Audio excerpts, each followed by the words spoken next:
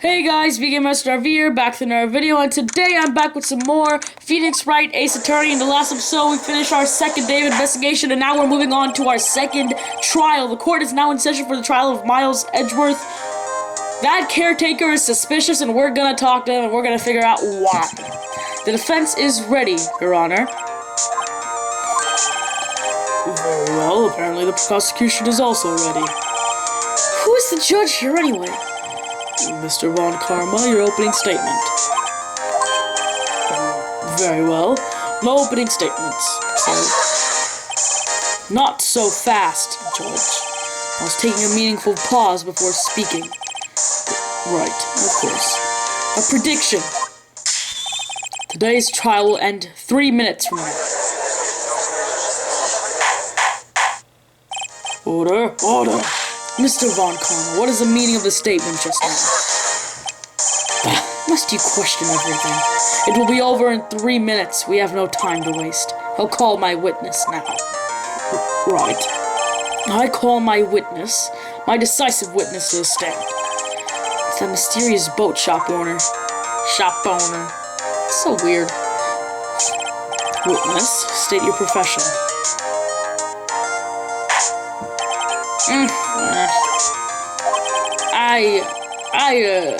I'm the proprietor of the restaurant at Wet Noodle at Gourd Lake. And I also rent boats. The night of the incident, you were at the boat rental shop, correct? Yep, I was. Please testify. Wait a second. We still haven't heard who this old guy is. Raise an objection. Objection! Wait a minute. The witness hasn't stated his name yet. Because I did not ask him, Mr. Wright. I've predicted this trial will end in 30 minutes, not 33. Stop asking trivial questions and cooperate. Yeah, right. The witness will state his name. God, these voices. Well, I'm not really sure. Yep. What do you mean? My, memory, Your Honor. The witness does not remember anything beyond the last several years. Ergo, he cannot recall his own name. He can't recall, you say? Yes, but the incident in question took place 3 days ago. He can testify. Very well. Let's hear his testimony then, shall we? Witness. I don't remember any of the voices I gave people! Alright, the night of the murder. It was the night of the 24th, just after the murder, yep. I was in the restaurant where I, rent boats, as usual. Then I heard a bang, yep. When I looked out the window, I saw a boat floating on the river, or on the lake. Then I heard another bang. Just about then, the boat comes back to shore, and a man walks by the window. Very well. I'd like to begin the cross-examination. There was nothing to question in my witness's testimony. Ergo, no need for a cross-examination. Besides, there's only 10 seconds left before our 3 minutes are up. Judge, your verdict now. Yes? Mr. Wright? Cross-examine, yes! The police sirens are going off outside my house and I don't like it. What are you saying? Of course I'll cross-examine the witness. Very well, you may begin.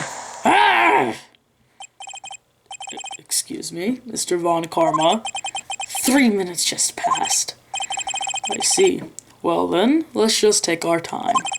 You may cross-examine the witness. Whew! Okay.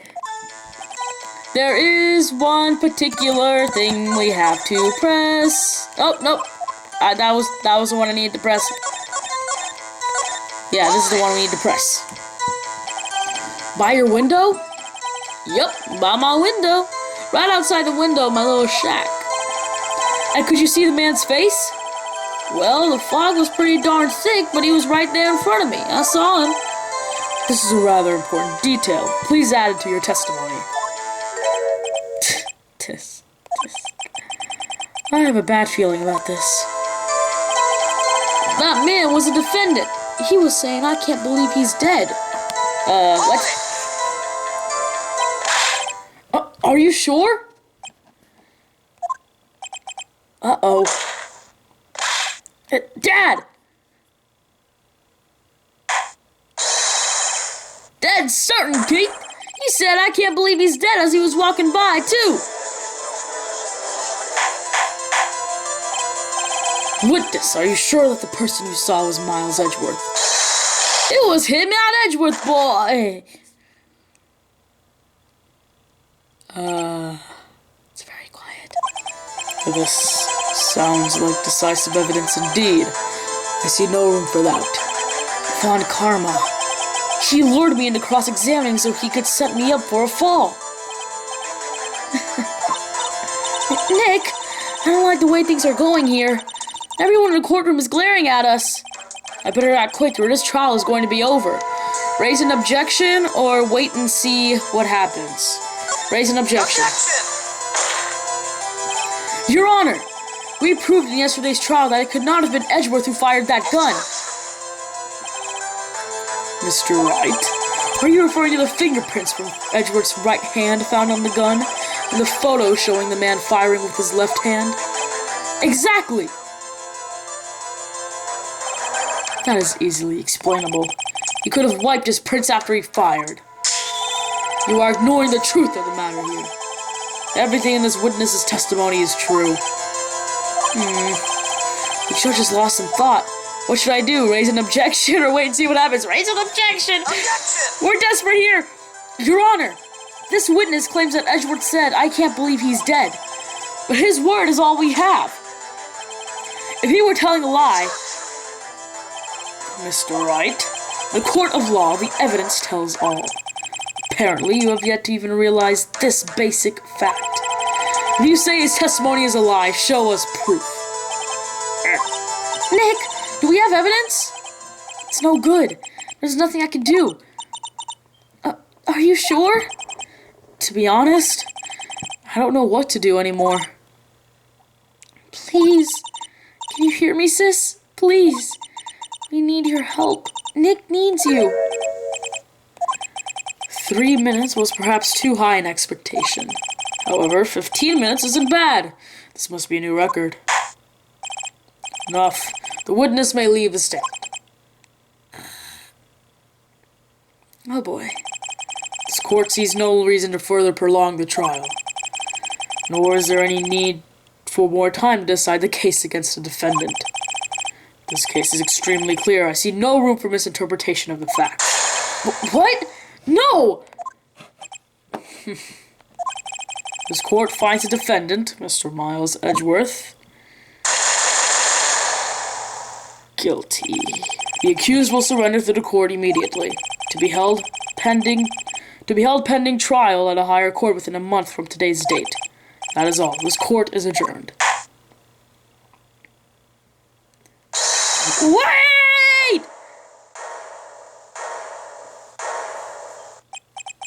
Who was that just now? Me! Huh? Ah! Larry! What are you doing here?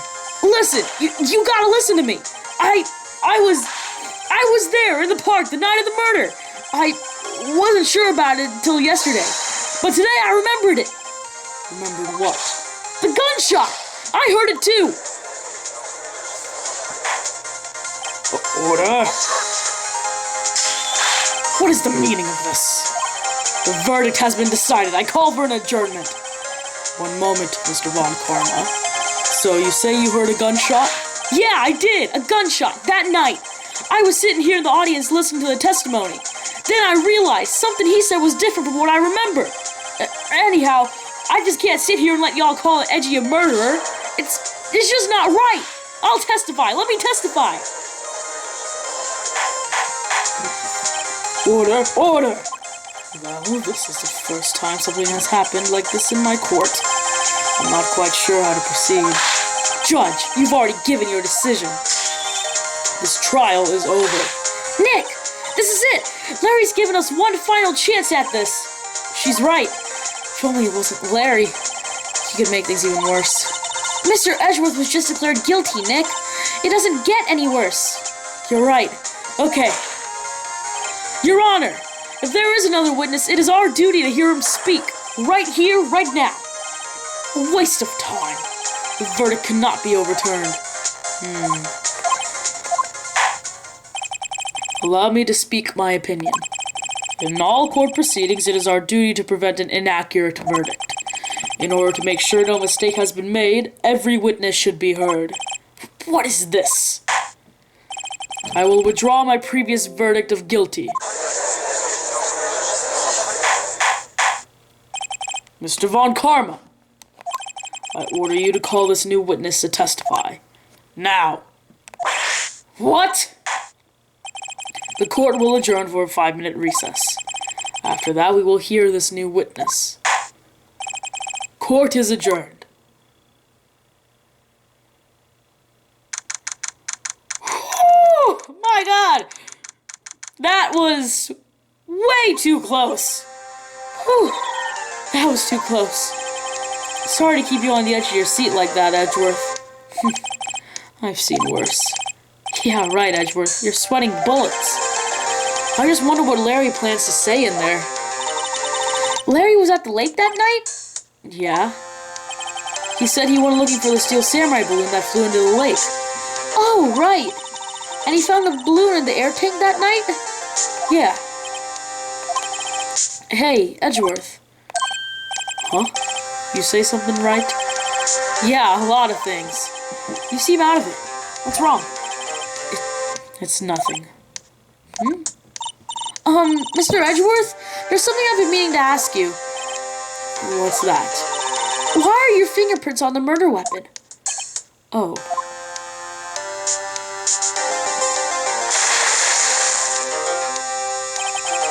When he fell into the lake, I went into a daze. I couldn't understand what had happened. I couldn't think straight. Then I saw the pistol lying on the floor of the boat in front of me. I picked it up without thinking. I didn't have a reason, really. I see. Right. Yeah? This might be our chance. Our chance? Von Karma has only ever run perfect trials. Perfect trials? Perfectly prepared witnesses, perfectly complete evidence. That's the secret to his success. This is the first time he's ever had to deal with something unexpected. He has to let someone he hasn't even talked to testify before the court. That someone is Larry. What are you getting at? It's likely his testimony will be full of holes, right? That's right, Nick! No 10-minute trial this time. We'll milk this one for all it's worth. Hey, it was 15 minutes. 15! Everything's on Larry now. Well, Larry, say something that'll help us out here, yeah? Please? Please? Say something that'll help us out. Court is now back in session. Witness, please testify to the court about everything you saw on the night of December 24th. Right! Leave it to me. Please, Larry, don't mess this one up. I hate to admit it, but you're our last chance. Von Karma didn't even have time to prep his witness. I just hope Edgeworth is right about this being our big break. Whew. Alright. That night, I was out in a boat on a lake. I was looking for something, and I found it. So I quietly set the boat back in the rental shop dock. Then, just as I was thinking about going home, I heard this bang. I looked out over the lake, but I didn't see a boat. So after I heard that single gunshot, I went home. That was an unusually vague testimony even for this court. In any case, Mr. Wright, you may begin your cross-examination. Yes, Your Honor. What's wrong, Nick? It's Larry. I have no idea what he's going to say if I press him. I'm a little scared. Well, we've come this far. There's no way to go but forward, Nick. Single gunshot, huh? Alright, let's move all the way over to that last statement. After that single gunshot, I went home. We have to present... Where is it? Lana's deposition. Wait a sec, Larry. What? You only heard one bang? You're sure? That's what I said. But Miss Lana Hart testified yesterday that she heard 2 bangs. And the old man just now said the same thing. They both heard 2 gunshots last night. Or that night. Huh? Were you even listening? Were you paying attention at all to what they said? Yo, Nick, please! Huh? You know, something's been bothering me. I'm a witness, see? I'm like a customer here. So you gotta treat me nice and stuff, okay? Mr. Butts? What? You only heard 1 gunshot? Are you sure? Well, to tell you the truth, I'm not sure. Huh? Not sure? How could you not be sure? Yeah, well, I might have missed the other gunshot. I was, listening to something else. Something else? My radio, dude, with my headphones. What?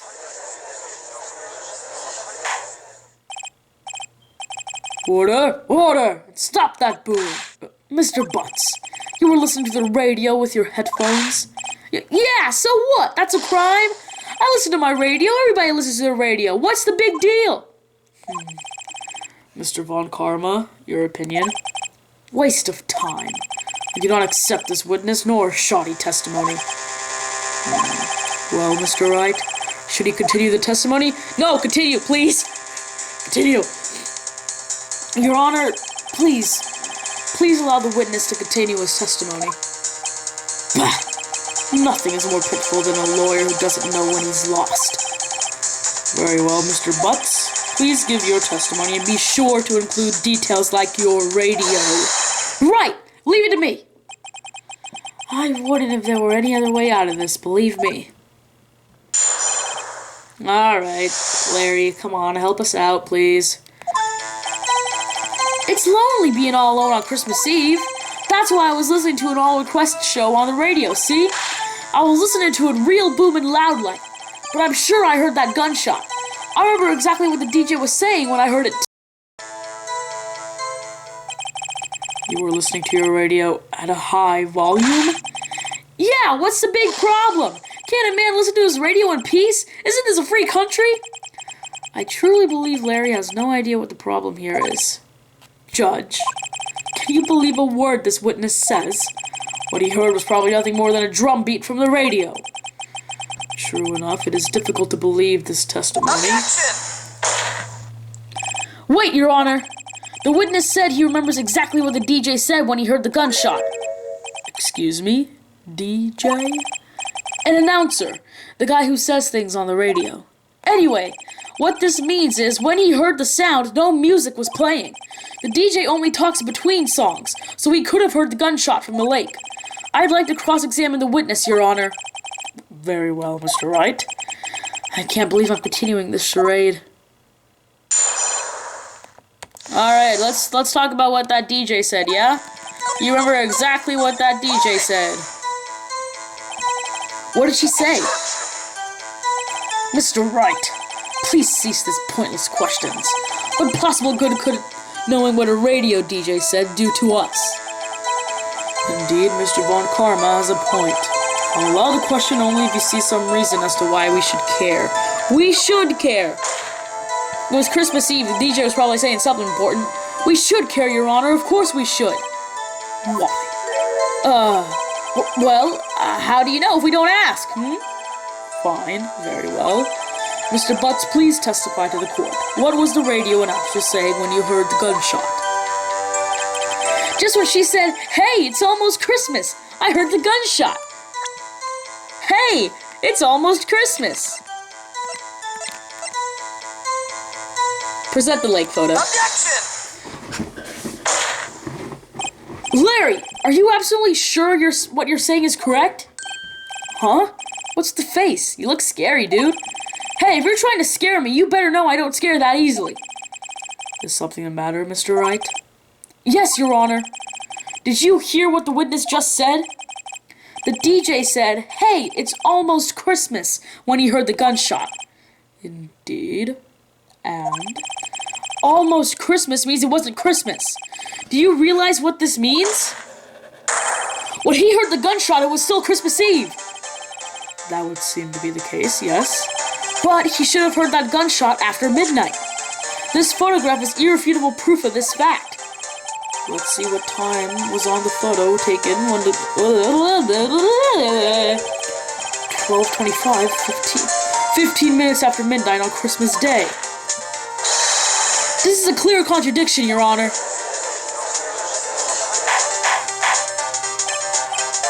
Order, order. What does this mean? The two prior witnesses heard gunshots after midnight. However, this witness says he heard a gunshot before midnight. Judge, the answer is simple. The current witness is plainly mistaken. Just look at him. Suspicious. What? Well, Mr. Wright, what do you think about Mr. Butts' claim he heard the gunshot before midnight? Larry's wrong, Larry's right. Larry's right. He's right. Larry's not mistaken, Your Honor. He heard that gunshot before midnight. Intriguing. I'm assuming you have evidence for this wild claim? Show me evidence there was a gunshot before midnight. Second link photo, let's go! Look at this photograph. This was taken by our witness yesterday, Miss Lotta Hart, with her automatic camera. The timestamp on the photo reads December 24th, 11:50 p.m. Oh? But there's nothing on the lake in this picture. Your Honor, the real issue here is not why there is nothing shown in this photograph. It is why this photograph exists at all. What do you mean? Your Honor, this photograph was taken by an automatic camera. That camera was set to go off in response to loud noises. Aha! Correct. There was a loud noise on the lake at 11:50 p.m. That is why this photograph was taken. In other words, when Larry heard that gunshot, it was most definitely still Christmas Eve. Indeed, it would seem that is the case. Then where does that leave us? Miss Hart testified that she heard the gunshots after midnight. Are you claiming she was mistaken? Not at all, Your Honor. It is a fact that the camera also triggered at 15 minutes after midnight. Your Honor, that night there were two sets of gunshots with a 25-minute pause between them. Whew. Why would this be? It sounds so distorted. I've mentioned this already. His objection sounds so distorted, and it's just weird. It's whatever. It's me being me, I don't know. There was no proof that the loud noise at 11:50 was the gunshot. Why? The witness could have sneezed, triggering the camera. Hey, my nose was clear that night, man. Clear. Well, Mr. Wright, there's no turning back now. Can you prove that the loud noise at 11:50 was indeed a gunshot? Please show the court evidence if you have any. What we have to show is the pistol, the murder weapon, fired 3 times. Take that! This is my evidence. The murder weapon? Something about this pistol was bothering me, Your Honor. Both of the witnesses who testified yesterday heard 2 gunshots. However, the murder weapon was fired 3 times. When, then, was the last shot fired? Only now have I realized the truth. That 3rd shot was a shot Larry heard just before the midnight. Order, order. Oof, my voice. That would make sense of this evidence we've seen so far. However, this leaves me wondering what exactly did happen that night on the lake. Exactly. If this is true, there were 2 sets of gunshots separated by 25 minutes. One at 11:50, another 15 minutes after midnight. Why, I ask you? Why? Uh-oh. I better think of something quick. Wait a second. Gunshots separated by 25 minutes? Ah! What's wrong, Nick? I have it! I have it! Huh? Remember the case with the Steel Samurai? Huh? Yeah, of course I remember. The murderer in this case had the same idea as the murderer in that case. What do you mean? Maya, yes? If we don't figure this out now, we'll never overturn Edgeworth's guilty verdict. I've got a hunch and I'm gonna run with it. Right! I mean, is this safe? Safe? We've already gotten a guilty verdict. We have nothing to lose. You just watch and let me know if I say anything that sounds fishy, okay? Right, Nick. Your Honor. Yes, Mr. Wright. The testimony just now has cleared up this entire case. What do you mean, Mr. Wright? So, you finally realized the truth? There can be no other murderer here than Miles Edgeworth himself. Wrong, Von Karma. A man was shot that night, but it wasn't Edgeworth who did the shooting. Listen, rookie. Take a deep breath and consider the facts. At the time of the murder, one boat was on that lake. This is shown by the witness's photograph. The defendant, Edgeworth, and the victim, Robert Hammond, were on that boat.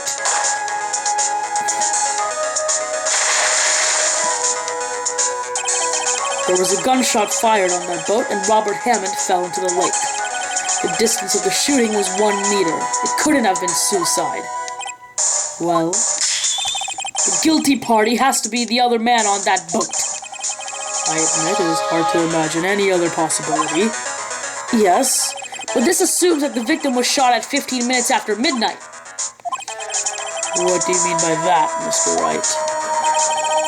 We have photographic evidence of the time of the shooting. The timestamp on the photo says 12:15. But Larry heard, oh my god, my voice. My throat. But Larry heard a gunshot 25 minutes before that. Robert Hammond was killed then, 25 minutes before the shot on the lake. That's the only way Edgeworth could be innocent. Mr. Wright, are you quite mad? Explain who the two men on the boat are. The murderer and Hammond, Edgeworth and the murderer, or Edgeworth and Hammond. It has to be Edgeworth and the real murderer. Of course, it was Edgeworth and the murderer. After the murderer killed Robert Hammond at 11:50, he assumed the guise of Mr. Hammond and met Edgeworth. What? Are you serious? Yes. Edgeworth won't tell us why he went to the lake that night. However, I have a hunch. That night, Robert Hammond called Edgeworth to the lake. Now, Edgeworth didn't know Robert Hammond's face that well. That's why he didn't suspect anything when the murderer took Robert Hammond's place. I'm not sure what to make of all this. Ludicrous. Mr. Wright, tell us the name of the murderer then. The murderer's name? Right. It's Miles Edgeworth, lot of heart, or I don't know. We don't know. We don't know. Actually, I don't know the murderer's name. You don't know? Bah, again, you waste my time. I don't know because he never told us. The murderer is the caretaker of the boat shop, that old man. At 11:50, he was the one who killed Robert Hammond. The caretaker of the boat shop? Where did he do this? There weren't any boats on the lake then. Why would he have to go all the way out on the lake just to shoot someone? May I suggest that the real scene of the crime was not on a boat? What? Well, then where did this murder take place? Show the judge where the murder really took place. Where it really took place was the shack. The shack, well, the boat rental shack. That is where the murder actually took place. Here, of course, the boat shop where he lives. That way he could meet with the victim without anyone seeing. Do you have proof that the boat shop was the scene of the crime? Recall Larry's testimony, if you will. I love the boat just moving around on the map. That night he was out on the lake in a boat, searching for something. He finds it and returns to the boat. Then, just as he's starting to head for home, he hears a gunshot. He heard a gunshot, Your Honor, even though he was wearing headphones at the time. In other words, the gunshot was very, very close by. And where would that be if he had just returned a boat? The boat shop. Mr. Wright, what happened that night on Gourd Lake? Please tell the court from the beginning. Yes, Your Honor. Nick, are you sure about this? Not really. But I think if I start at the very beginning, and I take it slow, I might just be able to figure this out. That night, the caretaker of the boat called Robert Hammond to his shop.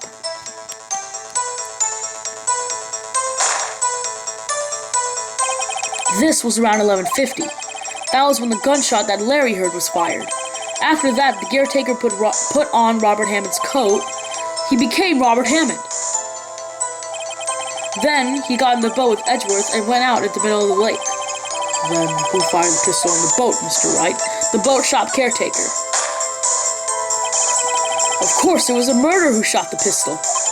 He shot twice. Both missed Edgeworth on purpose. Wait a minute.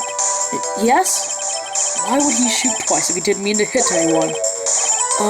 Details. Know this, Mr. Wright. The moment you run out of explanations is the moment you lose. Tell us why the murderer had to fire twice. Because the first shot missed or to create a witness? To create a witness. I believe he shot twice to create a witness, Your Honor. Create a witness? The murderer lifts his pistol and fires one shot. That ensures that anyone who heard the shot will look at the lake. Indeed, Miss Hart did exactly that after hearing the first gunshot. Next, the murderer waits a bit and he fires again. Then, the murderer jumps from the boat himself, leaving the pistol in the boat behind him.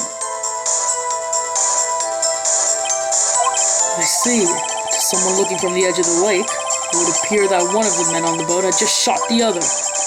The murderer didn't know about the automatic camera, of course. That's why he shot twice to draw attention to the boat. Once you realize that, everything else falls into place. The boat shop caretaker swam back to his shop. Then he put Mr. Hammond's wet coat back on the body, and threw the body into the lake. This is what happened, Your Honor. These are the events that transpired that night on Gourd Lake. Someone say something. Bailiff, bring out the witness from before. The boat shop caretaker, quickly! Whew. Alright, this seems like it'll bring an end to this case. Very well, while we are waiting for the caretaker, I would like to ask the defendant, Miles Edgeworth, a few questions.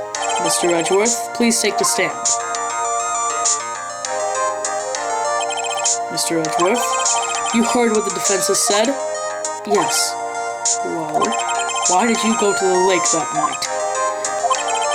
What Wright has said is mostly correct. Astonishingly so, actually. Yes. Several days ago, I received a letter. The letter was signed Robert Hammond.